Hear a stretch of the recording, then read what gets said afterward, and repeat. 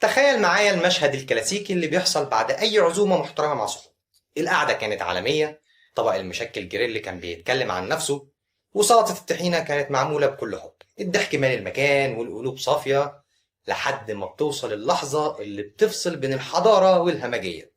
اللحظة اللي بتنزل فيها فاتورة الحساب على الترابيزة. فجأة الهدوء بيتحول لساحة حرب. الشيك بينزل في نص الترابيزة زي قنبلة موقوتة، وفي أقل من جزء من الثانية بتتحول إيدين صحابك الهادية اللي كانت ماسكة الشوكة والسكينة لدراعات أخطبوط بتحاول تخطف الورقة المقدسة. وتبدأ السيمفونية الدرامية المعتادة مع 5 شخصيات بارزة. أول شخصية شخصية الكابتن، وده صاحبك اللي عنده أسرع رد فعل. بيخطف الشيك ويحضنه كأنه لقى ابنه اللي تايه من 20 سنة، وهو بيزعق ويقول: يا جماعة عيب، ده أنا اللي عازمكم. وتاني شخصية المحل فاتي، وده المتخصص في الأيمانات المغلظة.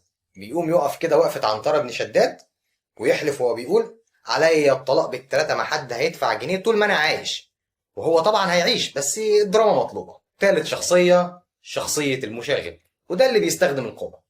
بيحاول يخطف الشيك من ايد الكابتن بالقوة، والخناقة بتتحول لماتش مصارعة على الهواء. رابع شخصية الدبلوماسي، وده بقى اللي بيلعب من بعيد.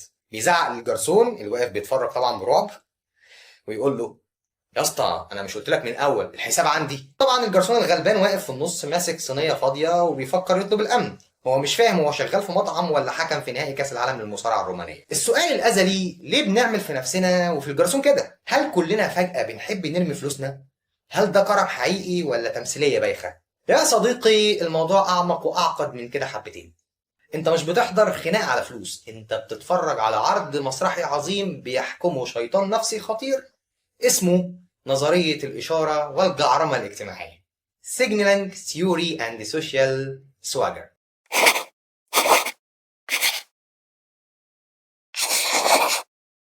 مين شيطان الجعرمة الاجتماعية ده؟ في علم النفس، الإشارة هي أي فعل بتعمله عشان تبعت رسالة غير مباشرة عن نفسك للقطيع اللي حواليك. الموضوع ملوش علاقة بالفلوس، الموضوع كله متعلق بالبرستيج والمركز الاجتماعي. بالبلدي كده، خناقة الحساب دي كلها مش عشان عملية دفع، دي مزاد علني على لقب كبير القعدة. عقلك مش شايف ورقة ب200 جنيه، عقلك شايف فرصة ذهبية عشان يبعت إشارات للكل، زي الألعاب النارية اللي في السماء. وخد عندك بقى 4 إشارات. أول إشارة إشارة الكرم، اللي هو أنا كريم ومش بستخسر في حبايبي. تاني إشارة إشارة القدرة، أنا معايا فلوس ومقتدر والمبلغ ده ما يفرقش معايا في حاجة، حتى لو هيقضي بقية الشهر على عيش وعلبة جبنة أبو الهند. تالت إشارة هي إشارة السيطرة، أنا كبير القعدة دي وصاحب الكلمة. رابع إشارة إشارة الجدعنة، أنا اللي بشيل الشيلة وقت الجد، أنا موجود. كل حلفان بطلاق، كل محاولة لتعلية سعر سهمك في بورصة الجدعنة المصرية دي مهمة. كل كلمة والله عيب بتعلي من أسهم الأصالة عندك. وكل خطفة للشيك هي بمثابة إعلان استحواذ على مكانة أجدع واحد في الشلة. دي حرب نفسية بحتة، والشيك هو مجرد أرض المعرض. إزاي شو الجدعنة ده بيحكم حياتنا كلها؟ لو فاكر إن الموضوع محصور في المطاعم تبقى غلطان. شيطان الإشارة ده متغلغل في كل حتة. شبكة العروسة، ليه لازم تبقى تقيلة ومليانة دهب؟ عشان نبعت إشارة لأهل العروسة والمجتمع إن العريس ده راجل تقيل وشريكه. عزومة أمك مثلا، لما والدتك يكون عندها 3 ضيوف وتلاقيها عاملة أكل يكفي كتيبة في الجيش لمدة أسبوع كمان، هي مش بترمي الأكل، هي بتبعت إشارة بتقول إن إحنا بيتنا مفتوح وعينه مليانة والكرم هنا للركب. هدايا أعياد الميلاد، ليه بنلف على 20 محل عشان نجيب هدية قيمة؟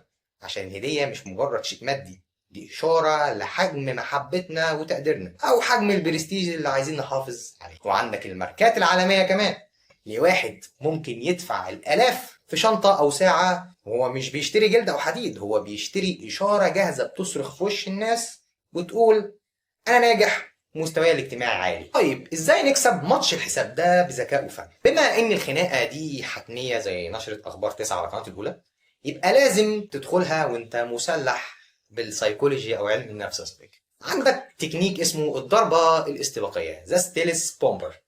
ده للخبراء. في نص القعده كده تسحب بهدوء كانك رايح الحمام، وروح للكاشير ادفع الحساب بتاعك بالفيزا وارجع مكانك وكأن شيئا لم يكن.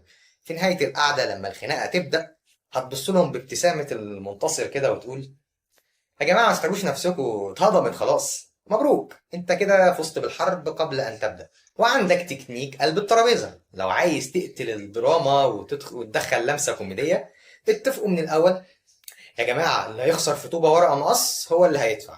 فجأة الخناقة بتتحول للعبة والكل بينبسط. خد عندك تكتيك الفيلسوف المستمتع، لو معركتك خسرانة وصاحبك اللي بيحلف كتير حلف ب100 يمين، استرخي كده واستمتع بالشو.